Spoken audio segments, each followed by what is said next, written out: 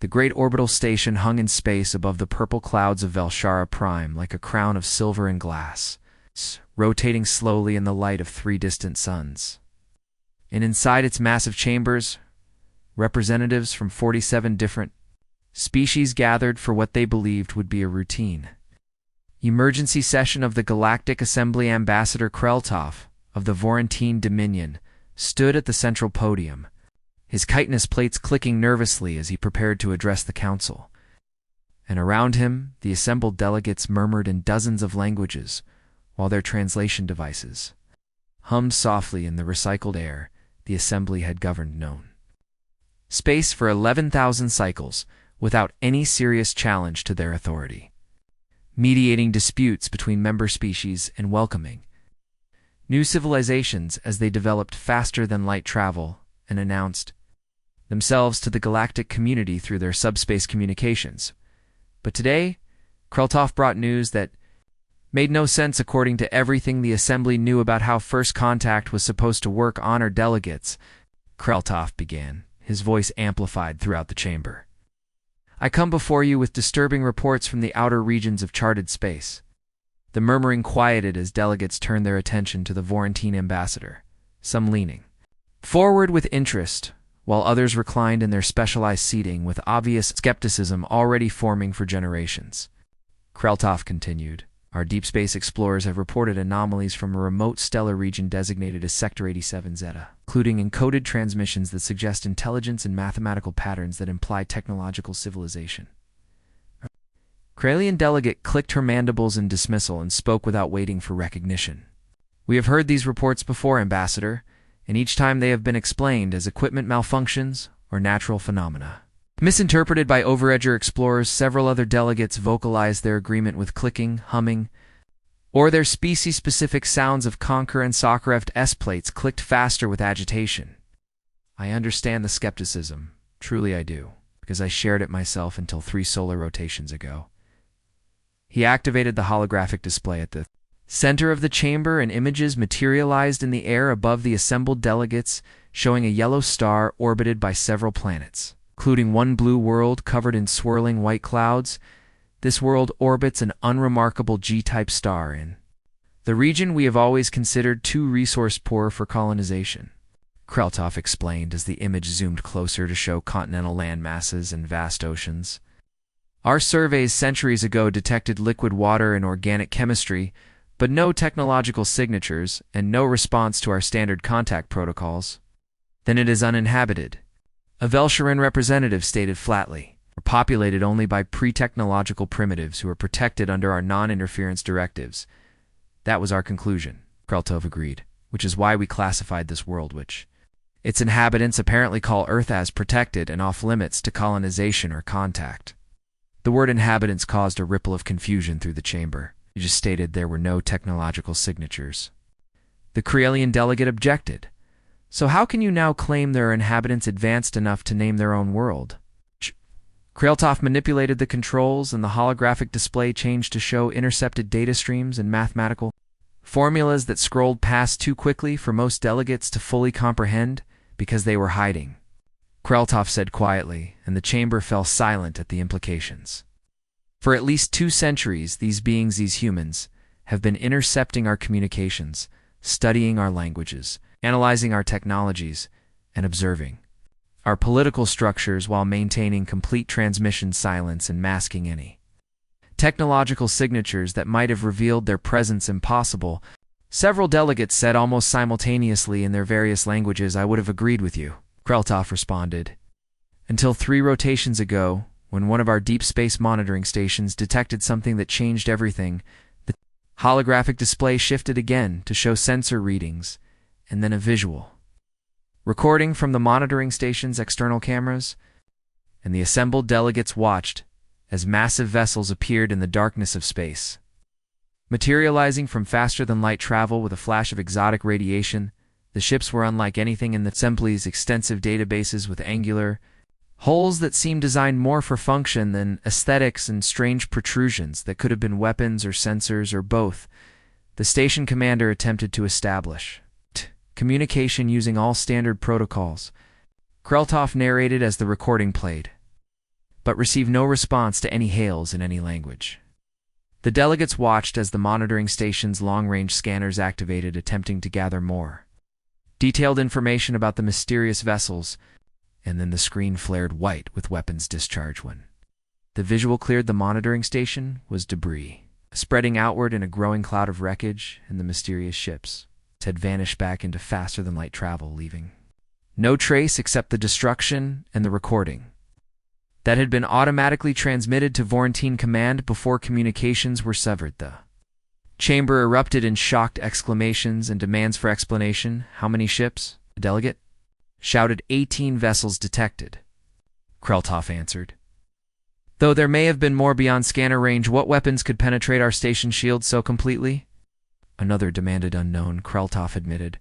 Our analysis of the recording shows weapons fire consistent with kinetic projectiles accelerated to enormous velocities, but delivered with precision that suggests targeting systems far more advanced than anything we currently employ. Sovereignty species delegate rose to his full imposing height, and his translator rendered his deep rumbling into standard assembly language. You are telling this council that a species we believed did not exist has been spying on us for 200 years, and has now attacked one of our installations with unknown weapons from ships that appear and disappear at will. Yes, Kreltov said simply. Then we are at war, the sovereignty delegate declared, and many others vocalized their agreement, but the elder Velcheron, who served as counsel speaker, raised one delicate hand for silence, and when the chamber quieted, she spoke in her whispering voice that somehow carried to every corner despite its softness. We know nothing about these humans except that they are capable of deception and violence, she said carefully. We do not know their numbers, their true technological capabilities, their territorial claims, their intentions beyond this single attack. What else do we need to know? The sovereignty delegate demanded. They destroyed our station and killed our people. We need to know whether this was an act of war or a defensive response to what they may have perceived as hostile scanning. The speaker replied, we need to know if we are dealing with 18 ships or 18,000. And we need to know what they want. Kreltov nodded in agreement. The council speaker is wise because there is one more thing the recording revealed that we have not yet discussed. He manipulated the controls once more, and the holographic display froze on an image of one of the human vessels, with its hull clearly visible, and there painted in white against the dark metal was a sequence of characters in a script none of them recognized. Our linguistic experts have been analyzing all the intercepted human transmissions we can find in our archives, Kreltov explained, and they believe they have partially decoded the human written language. And this marking on the hull translates approximately to a word that means something like indomitable or unconquerable. The implications hung heavy in the recycled air of the chamber. These humans had named their warship to send a message, and that message was defiance.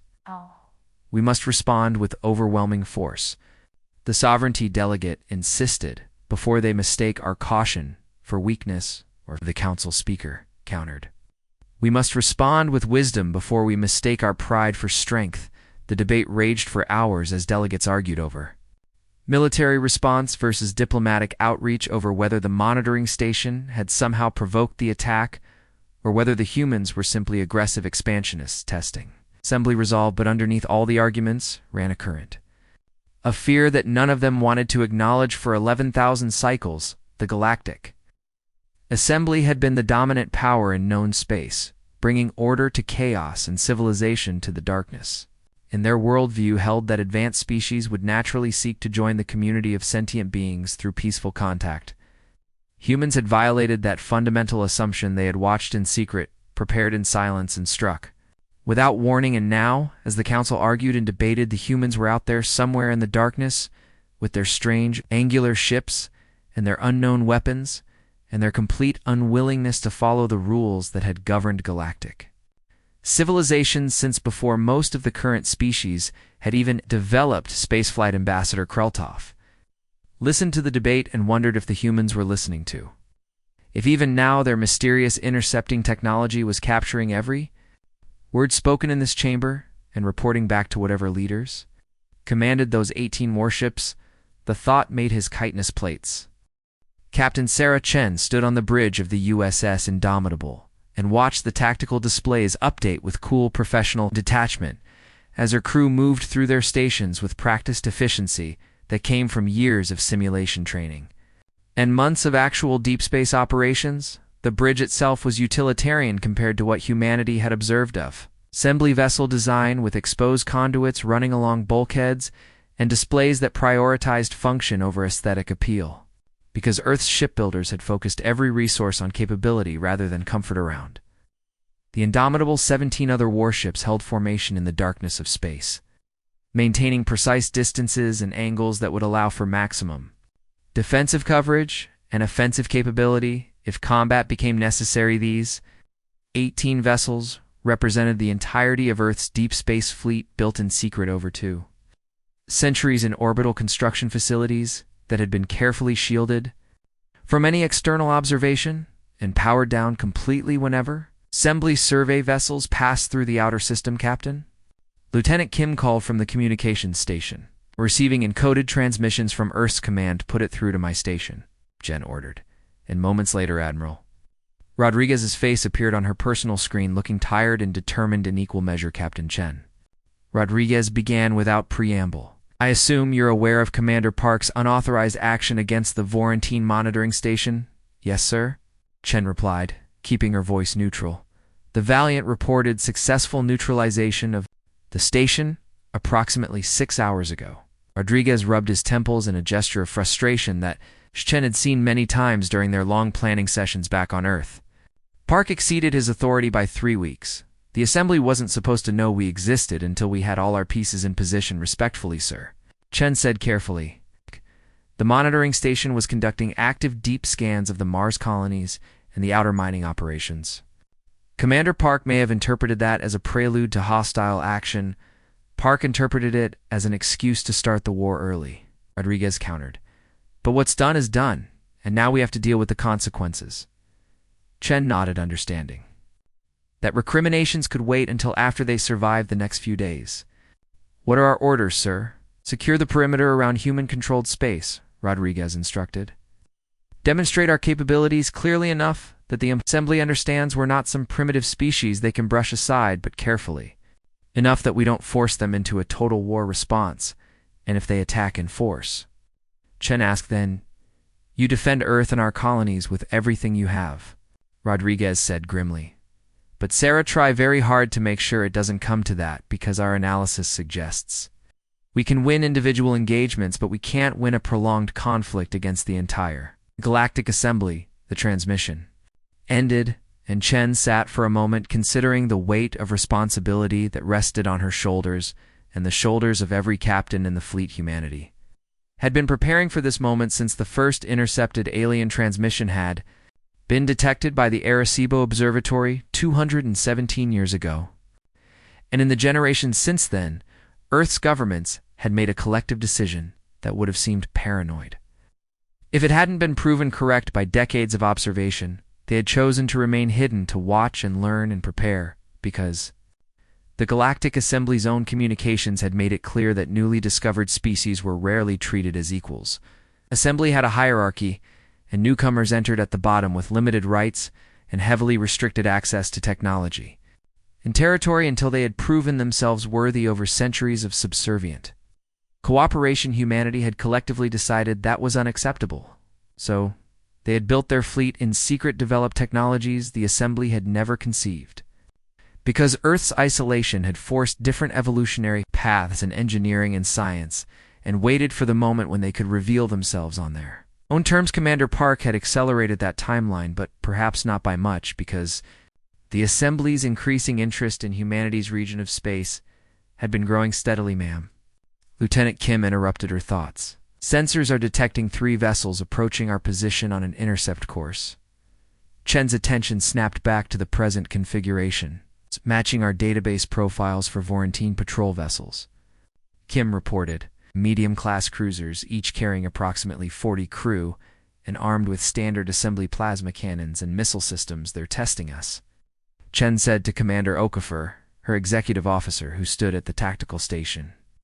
Trying to determine if we're really a threat Or if Park got lucky with the monitoring station, shall we hail them? Okafor asked. Chen considered for a moment, then shook her head. No, they've been hailing us for the past 6 hours and we've maintained radio silence per protocol. But make sure they can see us clearly. I want their sensors to get good readings on the Indomitable. The Vorontin vessels approached slowly, cautiously maintaining what they probably thought was safe. Weapons range. Chen watched them come and calculated trajectories and firing solutions in her head the way she had done 1,000 times in simulations. Their weapons are charging. Okafor reported as indicators on the tactical display shifted from yellow to red hold position. Chen ordered calmly even as her heart rate increased slightly. Weapons crews prepare firing solution Alpha 7 but do not lock targeting until I give the order. The bridge crew responded with quiet efficiency, their training overriding any fear they might have felt. The Vorontin vessels stopped at what their doctrine probably considered optimal engagement range, and Chen could imagine the alien captains conferring with their commanders, trying to decide how to proceed against an unknown enemy. Then the lead Vorontin ship fired a single plasma bolt across the Indomitable's bow. A warning shot meant to intimidate, ma'am, Okafor asked. Leaving the question unspoken, Chen made her decision. Lock all 3 targets. Execute firing solution Alpha 7 on my mark. The weapons crews responded instantly, and Chen watched the indicators shift as the Indomitable's railguns aligned with their targets. Using magnetic acceleration systems that Earth's engineers had perfected over decades of research, Chen said quietly, the railguns fired with none of the dramatic visual display of energy weapons. Just a subtle vibration that ran through the ship's frame as magnetic coils accelerated tungsten slugs to a fraction of light speed. The projectiles crossed the distance to the Vorontin vessels, almost instantly traveling far faster than the aliens. Sensors could track and far too fast for their defensive systems to intercept. The first slug hit the lead Vorontin ship's shields, and unlike plasma fire that would have been absorbed and dissipated, the kinetic projectile punched straight through the energy barrier as if it wasn't there because the shields were designed to deflect charged particles and electromagnetic radiation, not solid matter moving at relativistic velocities. The tungsten slug continued through the shield and struck the vessel's hull, tearing a hole through the outer armor and continuing deep into the ship's interior where it created catastrophic damage. 2 vital systems, the other 2 Vorontin vessels, died just as quickly, their shields offering no protection against weapons they had never been designed to counter. Chen watched dispassionately as the 3 alien ships went dark, their power systems failing and their crews presumably scrambling for emergency procedures. Damage assessment. She ordered all 3 targets disabled, Okafor reported, reading multiple hull breaches and total power failure on all vessels. But life support appears intact on 2 of them. Dispatch rescue coordinates to the nearest assembly station, Chen instructed. Make it clear, we targeted their ships, not their crew, ma'am. Chim acknowledged and began transmitting on assembly standard frequencies. Stood and walked to the main viewport, staring out at the darkness of space where 3 disabled alien warships tumbled slowly in the void. Send a message to the fleet. She ordered, inform all captains that we have established our capability and that further engagement should be avoided unless absolutely necessary for defense. Then she turned to address her bridge crew, all of whom were watching her with expressions ranging from exhilaration to concern. What we just did will echo across the galaxy. She told them quietly. Those 3 ships were sent to test us, and we showed them that. Humanity is not some primitive species to be dismissed or intimidated. She paused, letting her words sink in before continuing. But we also showed restraint, by disabling rather than destroying them, and by immediately providing rescue coordinates, because we need the assembly to understand that while we can fight, we prefer not to captain. Lieutenant Kim interrupted. I'm receiving multiple transmissions from assembly vessels in nearby sectors, all demanding explanation and threatening military response. Chen returned to her command chair. Ignore them for now. Maintain radio silence, except for necessary safety transmissions. She knew that Earth Command's next phase was already in motion, that Dr. Amara Okafor, diplomat, who shared her executive officer's surname but no relation, was preparing to deliver humanity's message. To the entire Galactic Assembly, Admiral Dexver stood in the command center of his flagship, the Pride of Kriel, and surveyed the holographic display that showed his assembled fleet of 200 warships drawn from a dozen different assembly species and representing the largest military force assembled in 3 generations. His carapace gleamed under the soft blue lighting that his species preferred, and his 4 eyes tracked multiple data streams simultaneously as his tactical officers provided updates on fleet positioning. In weapon status, all vessels report ready for combat operations. His second-in-command announced with the clicking mandible sounds that characterized Krellian speech Thexfer had fought in the sovereignty wars decades ago, when rebellious outer colonies had challenged assembly authority, and he had learned then that overwhelming force applied decisively could end conflicts before they truly began these. Humans, with their 18 vessels and their primitive kinetic weapons, would be crushed quickly, and the natural order of the galaxy would be restored. Set course for the human fleet position. He ordered maximum military speed and maintain battle formation. The fleet began moving as one massive coordinated force that should have been unstoppably, and then every communication system in the fleet simultaneously activated without authorization. Third S eyes widened in alarm as displays across his command center lit up with an incoming transmission that bypassed all security protocols and encryption systems as if they didn't exist, sir. His communications officer said unnecessarily, "Receiving an unauthorized broadcast on all channels, I can see that." Dexword replied with forced calm, "Shut it down, I can't, sir." The officer admitted, "The transmission is overriding. Our system's at a level we can't block." Then the image appeared on every screen in the fleet, and Nexper found himself looking at a human for the first time in his long military career. Shay was smaller than he had expected, bipedal with pale brown skin and dark eyes that seemed to look directly at him, despite this being a recorded broadcast. And she wore simple clothing that suggested civilian status rather than military.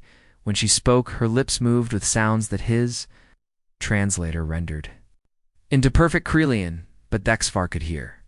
Simultaneous translations in Vorentine and Velcheran and Sovereignty, Common and dozens of other assembly languages, all perfectly synchronized and all culturally adapted to their target audiences, people of the Galactic Assembly. The human woman began, and her voice carried authority without aggression, confidence without arrogance. "My name is Dr. Amara Okafor, and I speak for the human species on behalf of our homeworld, Earth, and our colony settlements throughout what you have designated as Sector 87s. Lexver listened with growing unease as the woman continued. "We are aware that our existence comes as a surprise to many of you, because for 217 of your standard cycles we have maintained strict communications silence while observing your civilizations and studying your cultures and preparing for this moment of first contact, the admission of 2 centuries of surveillance sent ripples of shock through Thexverse command crew. We know this revelation may cause concern or anger," Dr. Okafor continued. "And we understand those reactions because we would feel the same if our positions were reversed." She paused, as if gathering her thoughts before continuing with words that would echo across the galaxy. "We chose concealment.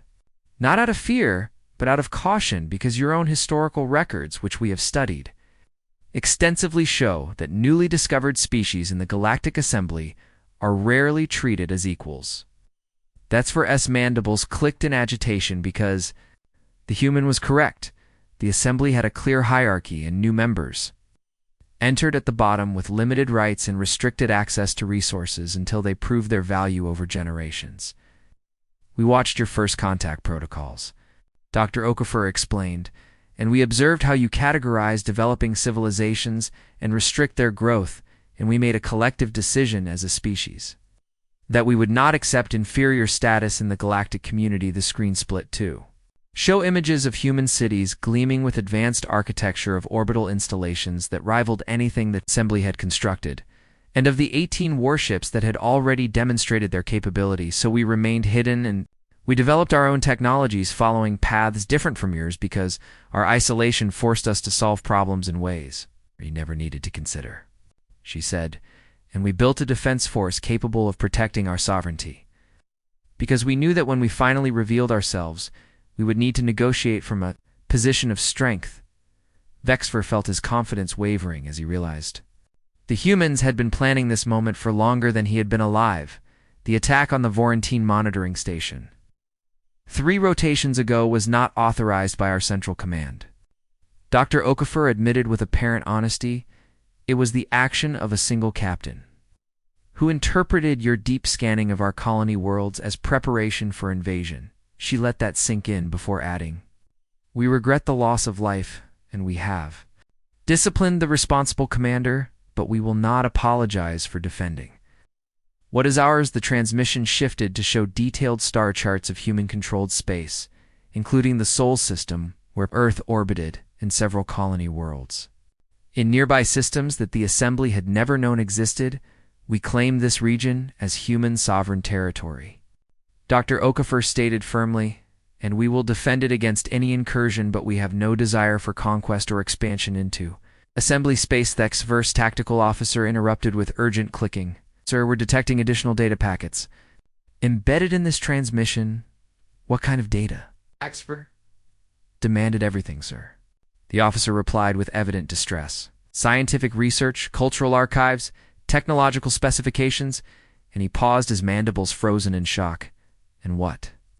That's repressed and detailed intelligence on Assembly military capabilities, political structures, strategic resource locations, and command hierarchies. The officer finished quietly. The implications crashed over the sphere like a physical wave. Humans hadn't just been watching, they had been gathering actionable intelligence on every aspect of Assembly civilization for 2 centuries. They know everything about us. His second-in-command said unnecessarily, and the screen Dr. Okafor continued her address. We are sharing this information not as a threat, but as proof of our capabilities and our sincerity, because we want you to understand that we could have used this intelligence for conquest or sabotage, but we chose not to. She leaned forward slightly, and her expression became more intense. We offer you a choice, she said clearly. You can respond to our emergence with military force, and we will defend ourselves with every resource at our disposal, and the conflict will be costly for both sides. Images flashed across the screen showing human weapon systems that Vexver's tactical officers were already analyzing with growing concern. Or you can respond with wisdom and accept us as partners, bringing our knowledge, our perspectives, and our capabilities to the Galactic Assembly as equals, contributing to the common good while maintaining our sovereignty. Data packets continued downloading into every ship's systems, and Vexver watched as his intelligence officers began reviewing the human offerings. Sir, the science officer reported. Their medical research alone contains treatments for 17 diseases we haven't been able to cure. Their computational mathematics, another officer added, solve theoretical problems we've been working on for decades. Their cultural archives, the communications officer said, with something like wonder in his voice, contain artistic and philosophical works unlike anything in our databases, Doctor. Okafor's message was clear. The humans were offering genuine value, not just demanding recognition. We have prepared for war, she acknowledged, but we hope for peace and cooperation because the galaxy is vast enough for all of us to thrive. If we choose wisdom over fear, she paused one final time before delivering her conclusion. This is not a request for permission to exist, she said with quiet steel in her voice. This is an announcement that we already do exist, and that we claim our place among the stars as free and sovereign people. We await your response, but let me be clear, we will not be ignored. We will not be dismissed, and we will not accept inferior status in any arrangement. Choose wisely. The transmission ended, leaving Vexver staring at blank screens, while his crew processed what they had just witnessed. Orders, sir, his second-in-command asked. After a long silence, Vexver considered his options and found them all complicated in ways he hadn't anticipated. His fleet still held overwhelming numerical superiority, 200 ships against 18, but the humans had demonstrated weapons that bypassed conventional defenses, and they possessed intelligence on assembly tactics and capabilities that would make any engagement far more costly than expected. More importantly, the transmission had been broadcast, not just to his fleet, but across all assembly space, meaning billions of civilians and thousands of political leaders had just heard the same message. The decision of how to respond was no longer his alone. The Galactic Assembly Council chamber had never been so divided in living memory, with delegates shouting across the circular floor while their translators struggled to keep pace with the overlapping arguments and accusations that flew back and forth like weapons fire. Ambassador Kreltov watched from his designated position as hardliners demanded immediate military action against the humans, while pragmatists counseled caution and economic factions calculated potential trade advantages, and smaller species representatives saw opportunity in the disruption of established hierarchies. The emergency session had been running for 36 continuous hours, with delegates refusing to reassess because the human fleet remained in position. At the edge of assembly space, an Admiral Vexfer 200 warships held their advance, waiting for orders that the divided council seemed incapable of providing. They have violated every principle of civilized first contact, the sovereignty delegate thundered, his massive frame shaking with indignation. They have spied on us for 2 centuries. They have attacked our installations, and now they have the audacity to demand equal status. Without earning it through proper channels, they demand nothing. The Velsarin speaker replied with her characteristic soft-voiced reason. They simply state their existence and offer partnership while making clear they will defend themselves if attacked, which is exactly the same as a demand backed by military threat.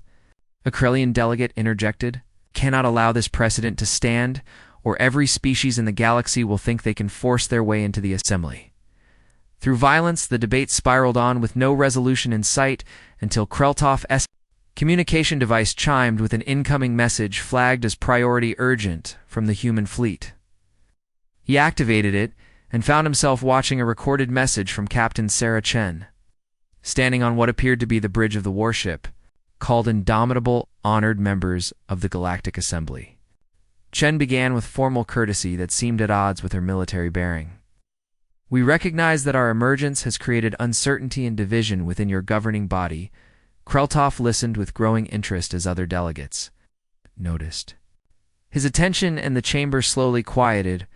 "We understand your need to assess our capabilities and intentions before making decisions that will affect the entire galactic community," Chen continued. "Therefore, we propose a series of trials to demonstrate human abilities across multiple domains without the need for destructive military conflict." She outlined a proposal that was both audacious and clever, calling for single-ship or single-person competitions between human champions and assembly champions in various fields, including combat piloting, engineering, diplomacy, and scientific research. These trials will be conducted in neutral space under observation by both parties, Chen explained, and will be broadcast openly so that all assembly species can witness the results. Victory in these trials will not determine political outcomes, she added, but they will provide objective evidence of human capabilities and demonstrate our willingness to engage with assembly civilization through means other than warfare.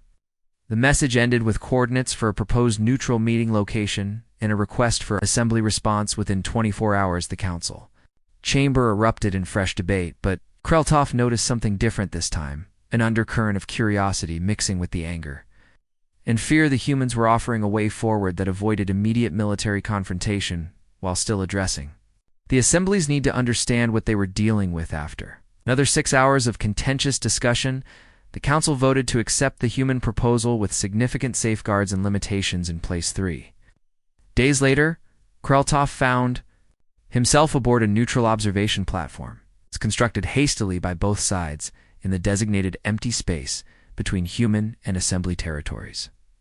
The platform itself was a marvel of rapid engineering with human and assembly construction methods, integrated in ways that created something genuinely new, neither purely human nor purely assembly, but a hybrid that worked despite its improvised nature. Around the platform floated vessels from dozens of assembly species, along with the human warships, maintaining careful distance while crews from both sides prepared for the trials that would be broadcast across the galaxy. First trial was single-ship combat between a human fighter pilot and a Krelian ace who had never lost an engagement. In 40 years of military service, Sekreltov watched from the observation deck as the 2 small craft launched from their respective carriers and maneuvered into position in the designated combat zone. Rules were simple. First, to disable the opponent's vessel using non-lethal weapons would be declared the winner with both pilots wearing full safety equipment and rescue teams standing by. The Corellian pilot attacked with textbook precision using energy weapons and evasive patterns that had been refined over centuries of assembly warfare, but the human pilot moved differently, using thrust vectoring systems that allowed impossible-seeming course changes and employing a neural interface that made ship and pilot move as one integrated organism. The Corellian S-shots missed by fractions of seconds as the human craft twisted through space in ways that violated conventional fighter doctrine. Then, the human pilot struck back with electromagnetic pulse weapons that bypassed the Corellian S energy shields and disabled the fighter's primary systems in a single, precise burst. The trial lasted less than 3 minutes and ended with assembly observers stunned into silence. Second trial matched a Vorantine weapons master against a human Marine in close quarters combat, both wearing powered armor that enhanced their natural capabilities. Vorantin was larger and stronger, with centuries of martial tradition and armor that had been refined through generations of warfare. The human Marine was smaller and theoretically at a disadvantage, but the powered armor she wore integrated with her nervous system in ways that amplified not just strength, but speed and reaction. They fought in a zero-gravity arena under rules that prevented lethal force, and the Vorantine weapons master deployed techniques that had defeated every opponent he had ever faced. But the human adapted, constantly changing tactics and using the environment in creative ways that suggested lateral thinking beyond what the Vorantine had trained for. When the human finally pinned the Vorantine and forced a submission, the watching assembly observers had to acknowledge that human combat capability extended beyond just advanced weapons. The third trial involved rapid repair of a damaged ship system, with both a human engineer and a Velsharan technician working on identical problems under identical time constraints. Velsharan followed established procedures and used standard tools with expert precision, demonstrating the accumulated knowledge of millennia of spacefaring civilization. Human engineer used modular components that could be quickly swapped out, improvised solutions when standard parts were unavailable, and demonstrated a creative problem-solving approach that prioritized getting systems functional. Even if the repair wasn't elegant, the human finished first with a working system that would need refinement. Later, while the Velsharan was still performing diagnostic tests to ensure perfection, both approaches had merit, but under emergency conditions, the human method would keep a ship operational where the Velsharan method might leave it dead in space.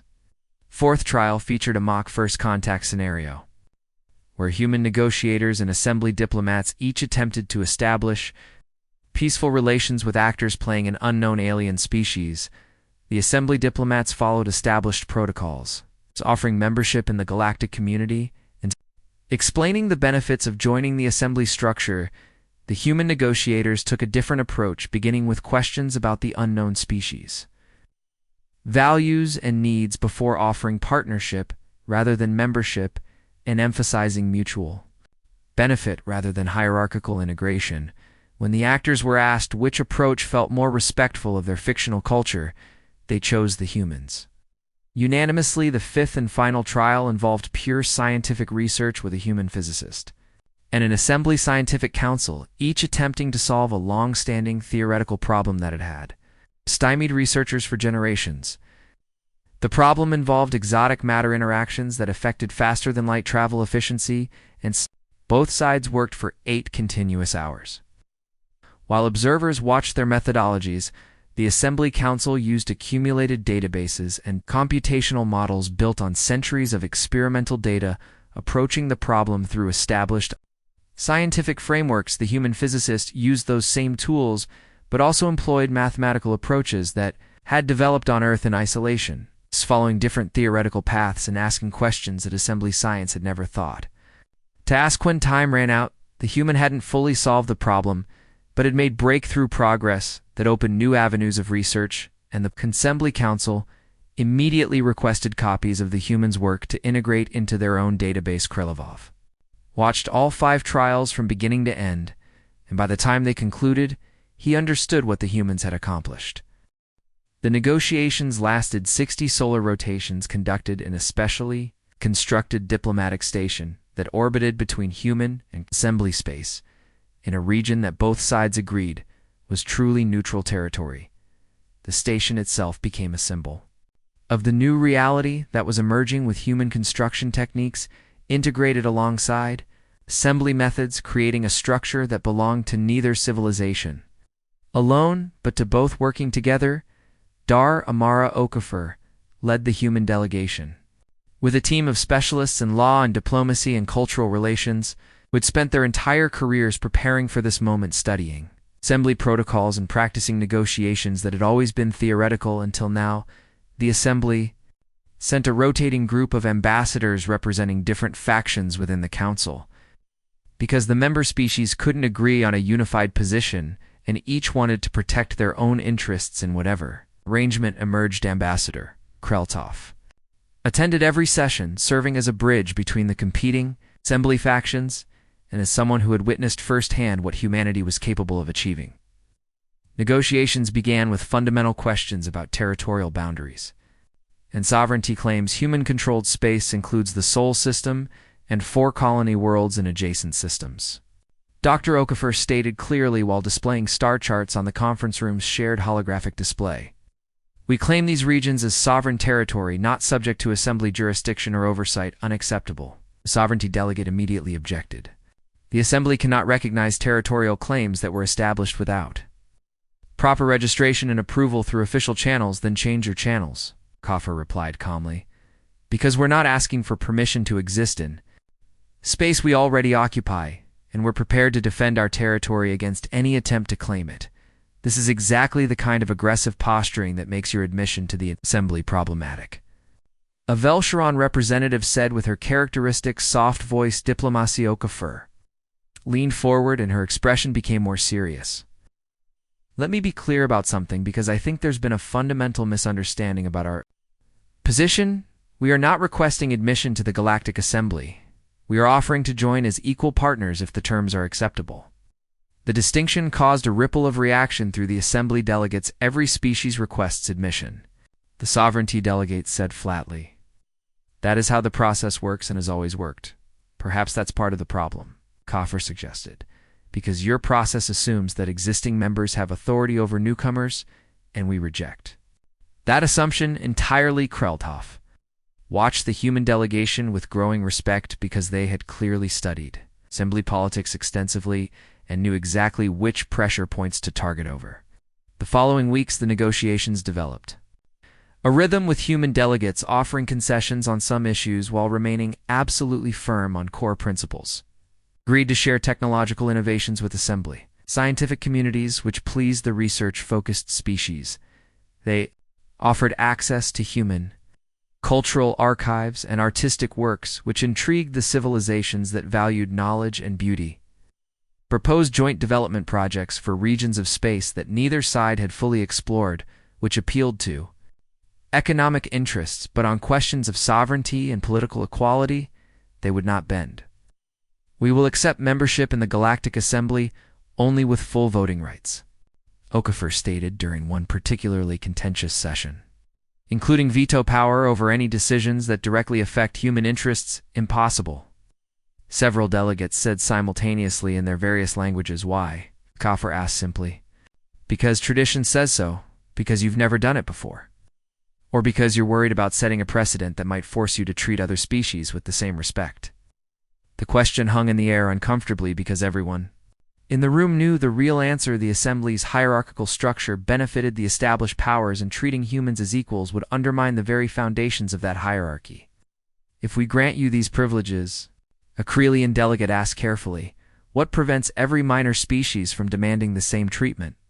Nothing, Okafor admitted, except that we've demonstrated capabilities that justify equal treatment, and if other species can do the same, perhaps they deserve equal treatment too. You're proposing to dismantle the entire established order of galactic governance.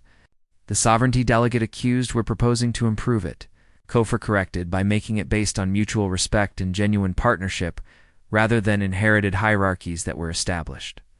Millennia ago, the debates continued with human delegates presenting legal frameworks and political theories that had been developed on Earth over centuries of human civilization, they quoted. Assembly's own founding documents pointing out contradictions between stated principles and actual practice. They presented case studies of Assembly first contacts showing patterns of exploitation and marginalization that contradicted the Assembly's official position as a benevolent community, and they made clear repeatedly that while they hoped for peaceful integration, they were fully prepared to remain independent if necessary, maintaining their own civilization outside Assembly space. You can't survive alone, a delegate argued during one session.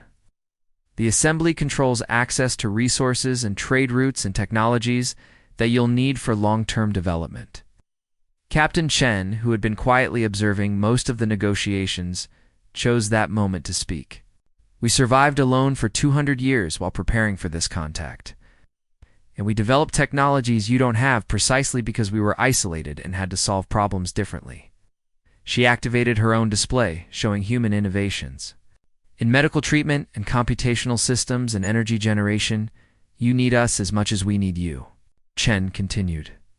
And the sooner you accept that reality, the sooner we can move past posturing, right, and into genuine cooperation. The turning point came during the 43rd rotation, when the younger species in the Assembly began making their voices. Her day delegation, representing 6 smaller civilizations that had joined the Assembly within the last few centuries, approached the human team privately. We've been watching these negotiations closely, their spokesperson explained. And we've been discussing among ourselves what your admission as equals would mean for the rest of us. And, Okafor asked, we support your position, the spokesperson said, and we intend to propose reforms too. The Assembly Charter that would extend equal rights to all member species regardless of when they joined. It was exactly the kind of coalition building that would force the Assembly's hand, because if the smaller species united, they could form a voting bloc that the established powers couldn't ignore over the next 2 weeks. The political landscape shifted as more species recognized opportunity in the disruption humanity had created. The economic factions calculated that equal partnership with humans would generate more wealth than trying to keep them subordinate. Scientific communities eagerly anticipated access to human research and methodologies. The younger species saw hope that the rigid hierarchies that had kept them marginalized might finally be reformed. When the final vote came, it was closer than many expected, but the resolution passed. The Galactic Assembly would offer humanity full membership with equal rights and sovereignty over their claimed territories. In exchange, humans would contribute to Assembly scientific databases, share their technological innovations, and participate in the collective defense and governance of civilized space. The treaty was signed in a ceremony aboard the diplomatic station, with representatives from all 47 Assembly species, plus humanity, as the 48th door. Okafor placed her signature on the document using both human written language and the Assembly's standard encoding, while cameras broadcast the moment. Across the galaxy, Captain Chen stood beside her, thinking of the long chain of decisions and sacrifices that had led to this moment. Scientists who had first detected alien transmissions and chosen to remain silent, the engineers who had built the fleet in secret, knowing they might never see it used, diplomats who had studied alien cultures for decades preparing for negotiations. They weren't sure what ever happened, and the countless ordinary humans who had kept the secret for generations, trusting that their leaders were preparing for something important, even if they didn't fully understand what as. The ceremony concluded and delegates mingled in cautious celebration. Chen found herself approached by Admiral Vexfer Captain. He said formally, I want you to know that I initially advocated for destroying your fleet and ending this situation through military force. I know, Chen replied, having read the intelligence reports on Assembly military communications, but I'm glad the Council chose a different path. Vexfer continued, because I think you were right about one thing. What's that? The galaxy needed a change, he said quietly, and sometimes change requires someone from outside to force it.